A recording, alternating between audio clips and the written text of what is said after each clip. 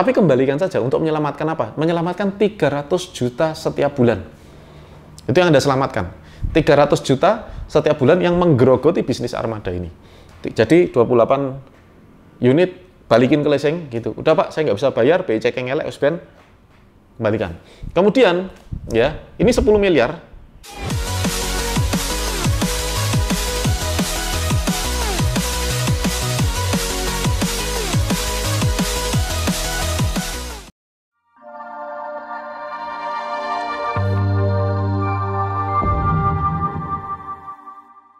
Baik, Assalamualaikum warahmatullahi wabarakatuh. Jumpa lagi dengan saya Arli Kurnia. Pada kesempatan kali ini saya ingin berbicara dengan Anda ya, dan kali ini ada satu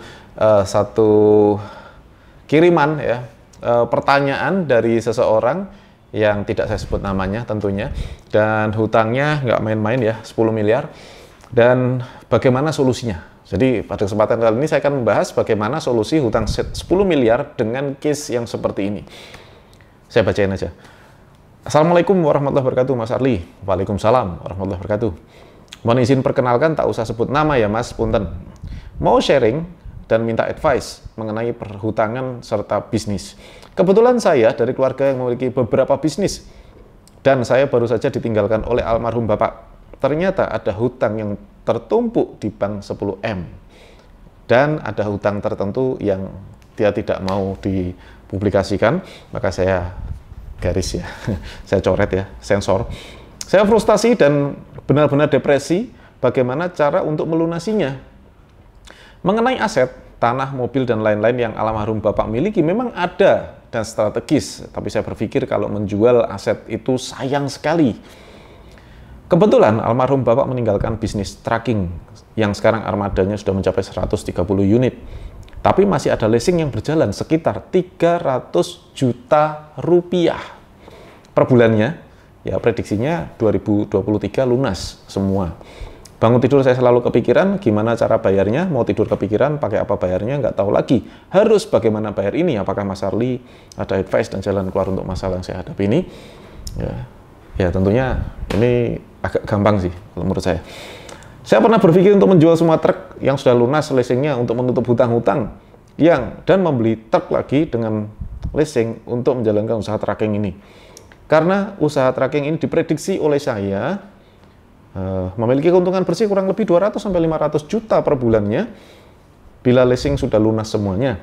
Sedangkan usaha lain, agen sembako di mana omsetnya mencapai 10 miliar per bulannya ini ya. Karena saya juga jualan rokok, Mas Arli lebih paham jualan rokok itu modal besar tapi untungnya kecil. Yang betul ya, mungkin grosir rokok dia. Saya selalu kalkulasi untuk bisnis sembako ini tidak dapat menutup hutang yang ada karena modalnya besar, untungnya kecil. Oke. Kemudian ada tanya jawab lagi yang tidak saya publikasikan, tetapi boleh saya berikan gambaran ya. Jadi 130 unit itu yang cicilannya masih ada adalah 28 unit ya, ada 3 unit Fuso, 2 unit dan totalnya sekitar 12 M ya. Tronton 40 unit CDD roda 6 ya, 35 unit roda 6, 130 jutaan satunya, ada 20 unit juga roda 4 per unitnya 100 juta. Ya, jadi nilainya totalnya sih sekitar 12 miliar. Nah, kemudian omset rata-rata bisnis trackingnya per bulannya 1,2 M ya. Kemudian untungnya bersih sebelum pajak adalah 122 juta. Jadi sekitar 10% lah. Habisnya untuk operasional 500 juta, gaji ya, untuk maintenance dan biaya leasing juga. Leasingnya hampir 300 juta. Kemudian sembako ya, sembakonya adalah 10 miliar per bulan rata-rata omsetnya. Kemudian keuntungan bersihnya rata-rata sebulan sekitar 200 juta ya, bisa dikatakan sekitar 2%. Ya memang seperti itu. Nah, tetapi di sini ya untung 200 juta harus membayar bunga RK. Ya, tadi sudah saya tebak sih, RK-nya 10 miliar berarti kalau 1%-nya sekitar 100 juta, saya tanyakan ternyata betul 120 juta itu cuma untuk bayar bunga. Jadi omsetnya 10 M ya, bisnis sembakonya. Kemudian untungnya itu 200 juta, untuk bayar bunga banknya 120 juta. Jadi bersih dia dapat 80 juta. 80 juta putaran 10M dapat 80 juta, belum karyawan, belum listrik, belum lain-lain. Ya. Nah, inilah fenomena bisnis besar, dan ini adalah bisnis peninggalan almarhum. Jadi, saudara sekalian, ada satu hal yang harus digarisbawahi, bahwa ini menjadi satu gambaran bagi Anda semua, dan ini bukan orang yang pertama kali bertanya pada saya, bisnisnya skalanya miliaran, puluhan miliar, tetapi ya ketika meninggal dunia, anaknya pun harus mewarisi hutangnya. Nah, tapi kita tidak akan membahas itu. Yang kita bahas adalah bagaimana kalau sudah seperti ini, ya, sebagai anak seperti apa nih? Oke, yang pertama yang saya soroti adalah Anda harus bikin bisnis Anda, ya, yang sudah ada ini harus dibuat sebisa mungkin, semaksimal mungkin bisnis Anda ini dirampingkan. Artinya apa?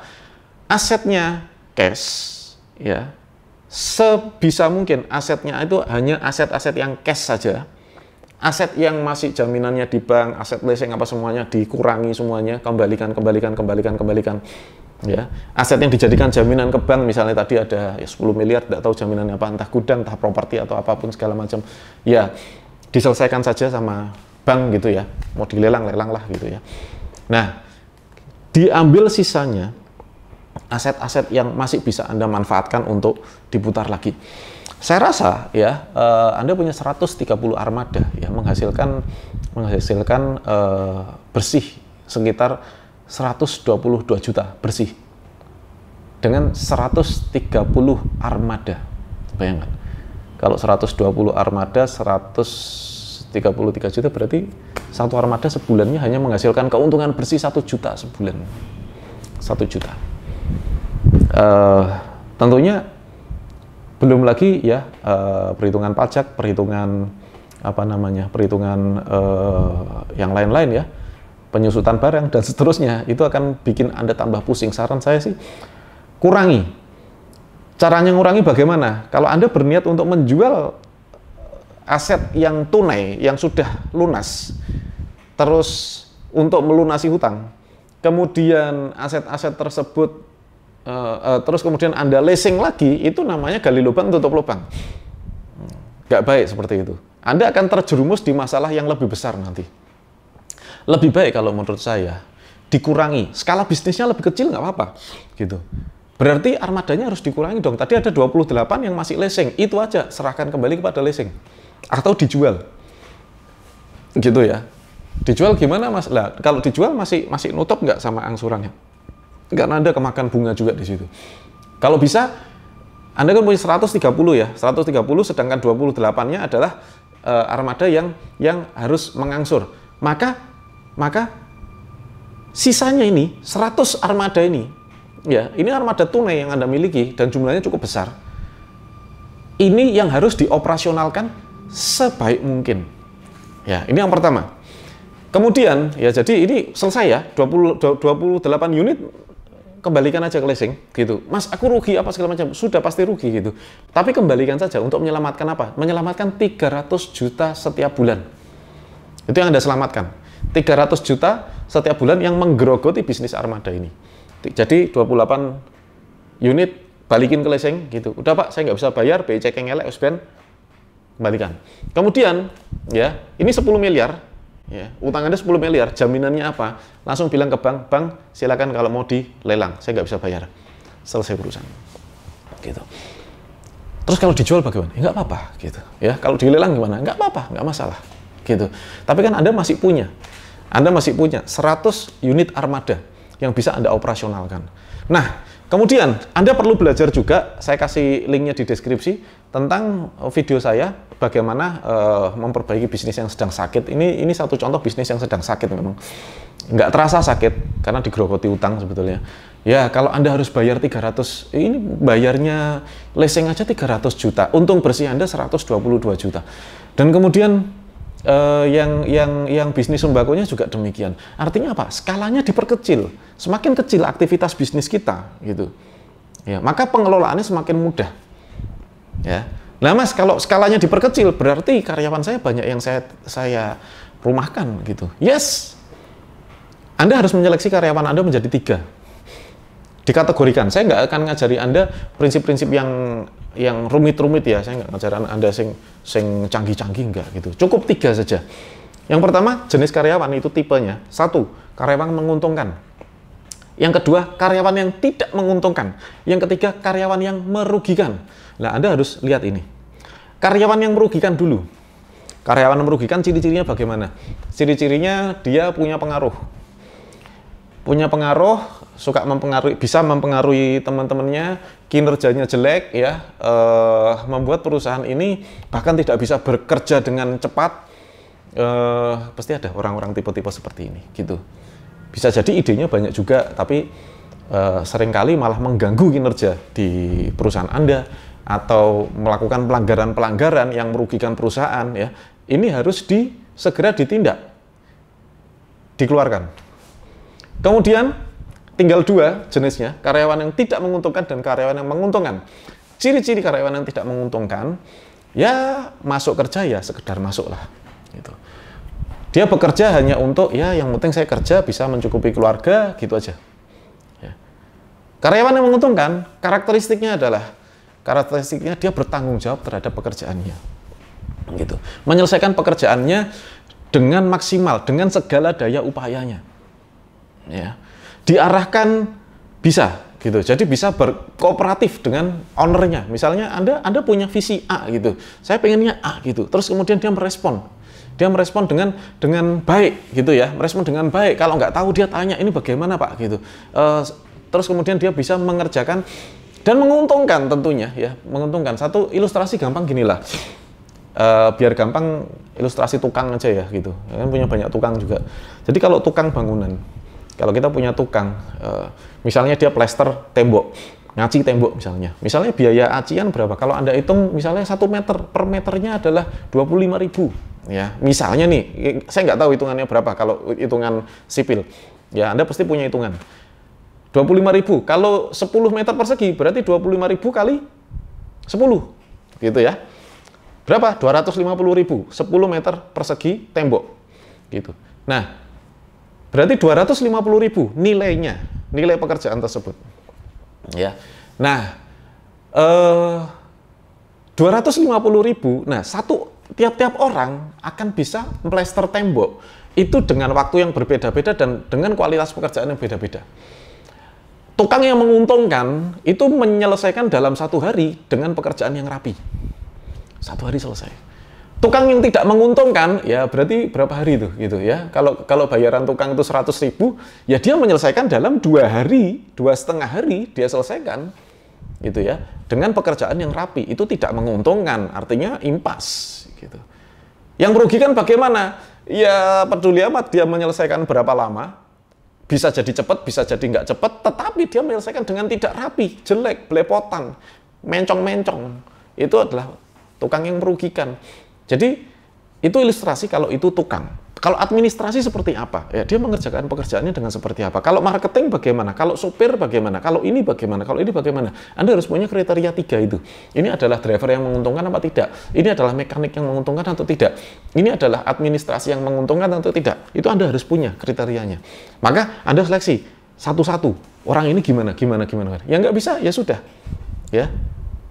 Loh Mas, kok malah ngurangi pekerja sih Mas? Gini loh. Teman-teman sekalian, saya tahu ya di negeri kita ini memang butuh dibuka sebanyak mungkin lapangan pekerjaan. Itu sudah disondingkan sudah sejak zamannya Pak Harto dulu ya toh.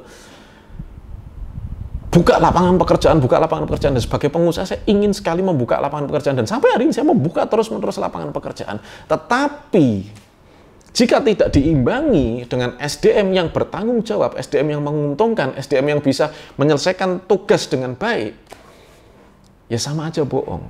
Itu nanti akan menjadi kelompok orang yang tidak menguntungkan atau bahkan merugikan gitu. Nah, rasionya di perusahaan sehat adalah lebih dari 60% itu adalah pekerja yang menguntungkan. Kategori yang menguntungkan. 40% tidak menguntungkan tidak apa-apa, tapi 60%-nya menguntungkan gitu. Kerja tim nih, ya 5 orang nih gitu. Yang 2 ini ya asal berangkat kerja, tugas ya selesai, ya tepat waktu gitu ya. Tetapi tidak memberikan kontribusi lebih gitu.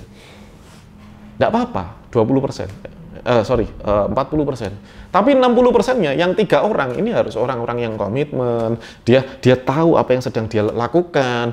Dia melakukan dengan penuh tanggung jawab. Kalau belum selesai dia selesaikan dengan baik gitu ya. Itu. Jadi karyawan Anda ini karyawan menguntungkan atau tidak? Kalau tidak menguntungkan, ya sudah. Turunkan atau dimutasi atau pindah bagian supaya dia bisa bekerja lebih baik, kenali lagi karakternya. Kalau nggak bisa, ya sudah. Karena memang tidak bisa bekerja. Jadi kita nggak bisa maksain ya. Kalau saya gimana ya? Kita mempekerjakan orang karena misalnya nggak enak, karena keluarga, karena apa gitu.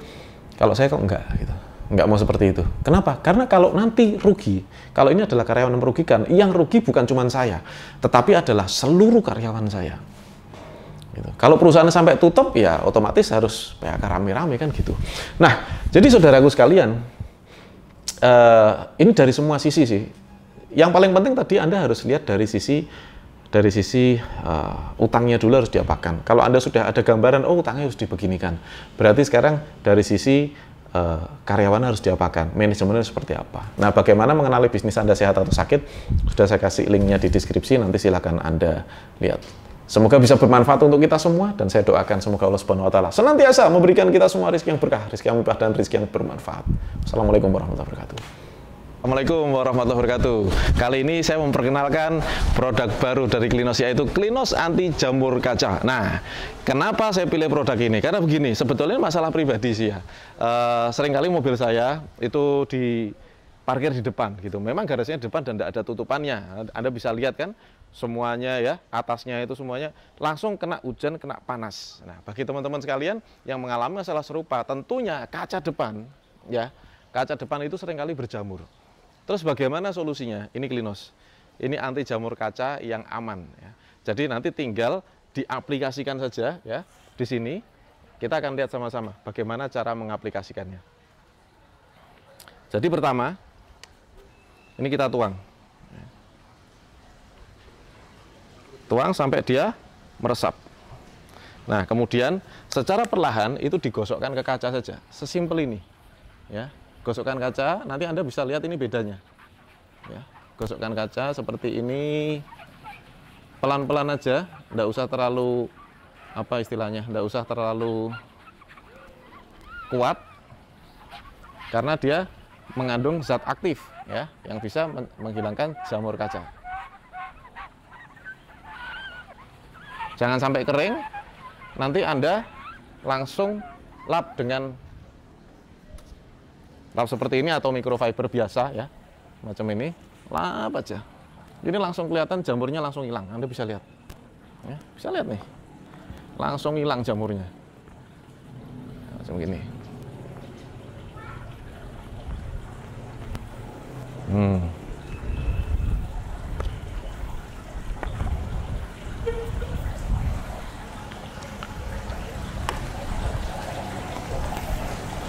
Ya, aplikasikannya sedikit-sedikit aja ya, sedikit-sedikit aja, jangan langsung banyak.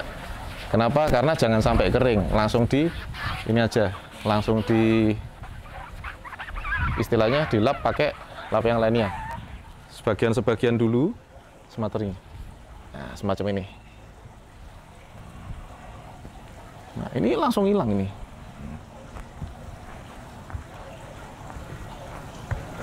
Ya, nanti tinggal kita bersihkan ini.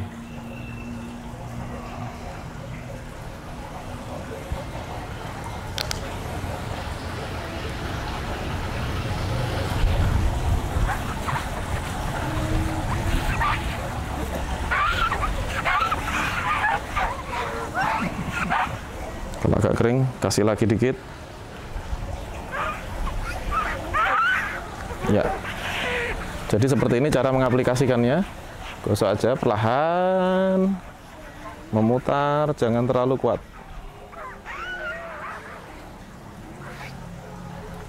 Kemudian lap pakai lap yang bersih. Kita bisa lihat di sini ya, bahwa jamurnya itu sudah berbeda. Anda bisa lihat nanti bedanya.